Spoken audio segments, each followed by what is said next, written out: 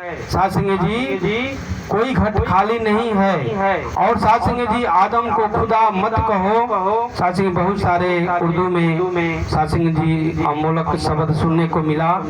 तो साध संगत जी संतों ने कहा कि ये पहला सबक है किताबे हिदा का कि मखलूक है सारी कुंबा खुदा का। साची मखलूक माने संसार होता है और कुंबा माने परिवार होता है। साची सारा संसार एक खुदा का परिवार है, एक भगवान का परिवार है। साची जी ऐसे संतों ने प्रमाणित किया कि वस्तु के बिना नाम नहीं होता।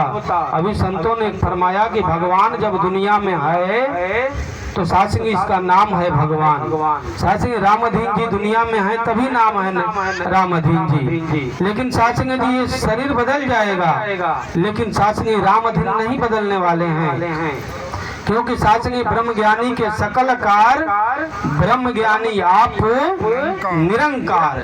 साचनी ब्रह्म ज्ञानी जो होते हैं निराकार परमात्मा को जान करके निराकार के समान हो जाते हैं। साचनी अंतर नहीं रह जाता। तो आओ साचनी जी यही संतों ने कहा कि पहला सबक है किताबे हिदा का कि मखलूक है सारी कुंबा खुदा का। मखलूक माने संसार और कुंबा माने परिवार। ये सारा संसार ये खुदा का परिवार है, ये भगवान का परिवार है। साथी कोई गैर नहीं है। कौन किसको पत्थर मारूं कौन पराया लगता है। शीश महल में हर एक चेहरा अपना ही तो लगता है, अपना ही तो लगता है। साथी ब्रह्म ज्ञान के बाद ये हमारा नजर बन जाता है कि साथी दुनिया में कोई नहीं पराया है, कोई नहीं बेगाना है, सब तो अपना है। हम एक पिता के संतान हैं। सासी संतों ने अभी कहा कि सासी भगवान जब दुनिया में है तब इसका नाम है भगवान। भग माने सृष्टि, वान माने चलाने वाला जो पूरे संसार को चला रहा है। सासी ये बात हम पढ़ा करते थे कि तीन लोक नौखंड में गुरु से बड़ा न कोई, करता करे न कर सके गुरु चाहे सो कोई। सासी जी हम पढ़ते थे लेकिन हमको पता था स्कूल में जब प्रार्थना करते थे कि तुमेव माता चपका तुमेव बंधु चचका तुमेव विद्या दृढ़म तुमेव सर्वम बम देव। साचनी जो मास्टर हमें प्रार्थना कराते थे न उनको पता था न हमको पता था। लेकिन आज वर्तमान समय के सदगुरु माता सुदीक्षा जी महाराज साचनी जी जब अवतार लेकर के आए तो बता दिए कि यही माता है, यही पिता है, यही सासंग जी विद्या है, यही ब्रह्म, यही सर्वम देव, यही है परमात्मा।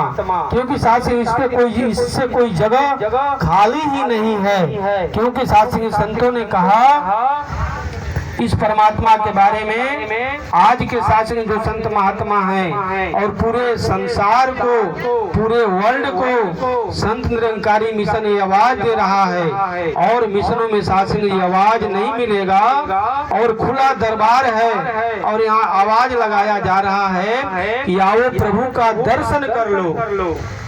कह दो सब इंसानों को सदगुरु क्षण में मानव कर दे मेरे सम हैवानों को। साचेंगे पूरे डंके की चोट पे ये पूरे दुनिया में आवाज दिया जा रहा है और आज भी दिया जा रहा है कि इंसान जिस काम के लिए परमात्मा इस संसार में तुझे भेजा है तू उस काम को कर लो और परमात्मा का तू दर्शन दीदार कर लो जिसके लिए जीवन मिला है। दास अभी बता रहा था कि ये जो शरीर जो है मेरा असली घर नहीं है। सभी को साथ संग जी बहुत ठंडे दिल से सोचना पड़ेगा। ये जितने मनुष्य जीवन में आए हैं, जितने साथ संग जी और भी जोनियां हैं 84 लाख जोनी में सर्वश्रेष्ठ जोनी मनुष्य तन को कहा गया। और साथ संग संतों ने बताया कि बड़े भाग्य मानुष तन पावा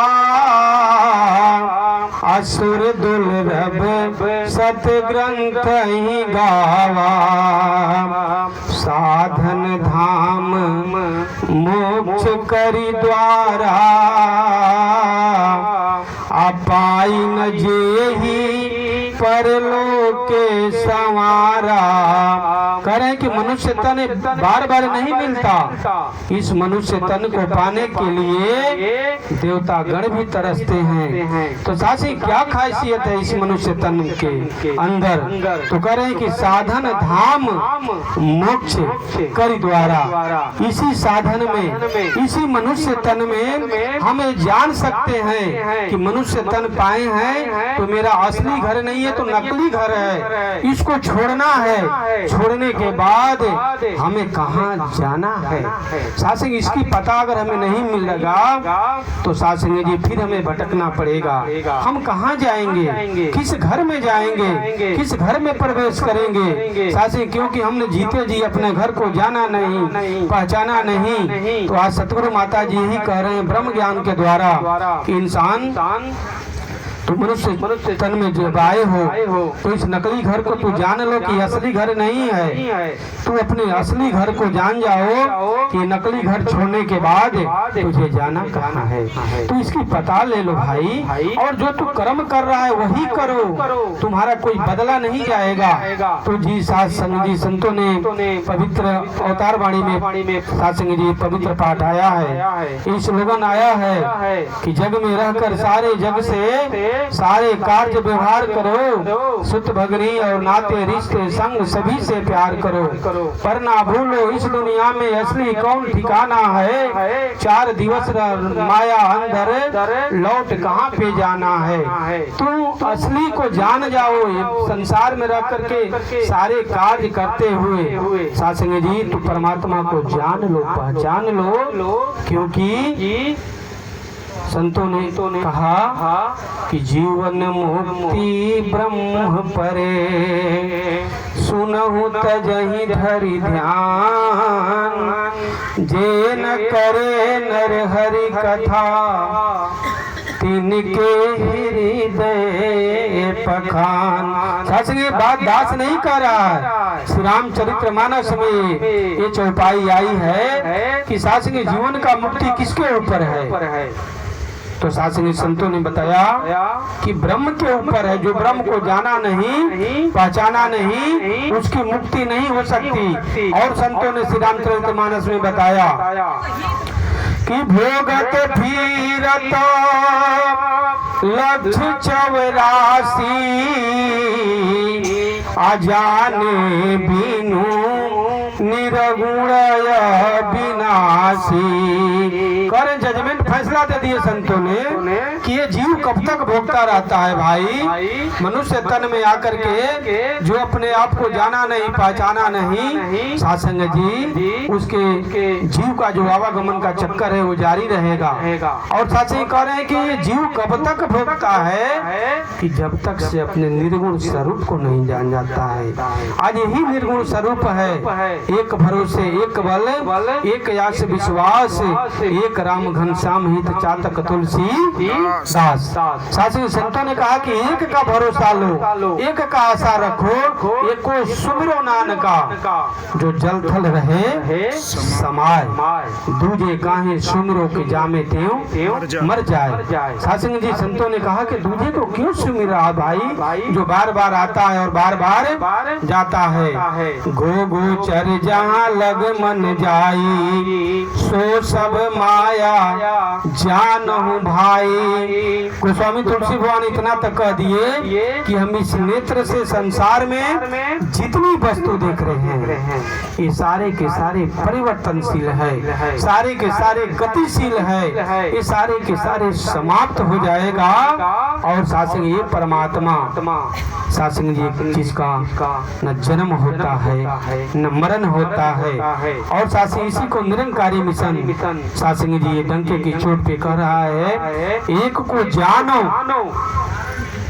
एक को मानो, एक हो जाओ। पहले तुम जानो एक को, क्योंकि कबीर दास भी कहे कि जब तक न देखो अपनी नैनी, एक न मानो गुरु की बैनी।